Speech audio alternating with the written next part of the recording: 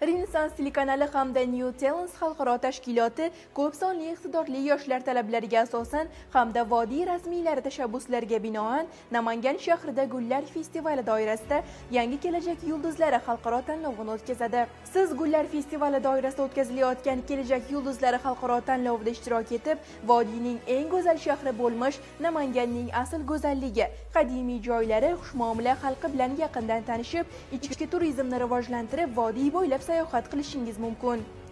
Kelajak yulduzlari xalqaro tanlovi New Talents xalqaro tashkiloti, Namangan viloyati hokimligi, Mening yurtim Renessans telekanali, O'zbekiston Respublikasi Madaniyat vazirligi, O'zbekiston Respublikasi Maktabgacha va maktab ta'limi vazirligi, O'zbekiston Respublikasi Oliy ta'lim, fan va innovatsiyalar vazirligi, Yoshlar ishlari agentligi, Barkamol avlod respublika bolalar maktablari bilan hamkorlikda tashkil etilmoqda.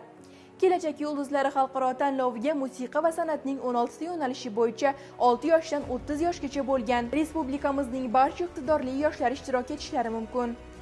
Murojaat uchun quyidagi raqamlarga qo'ng'iroq qiling.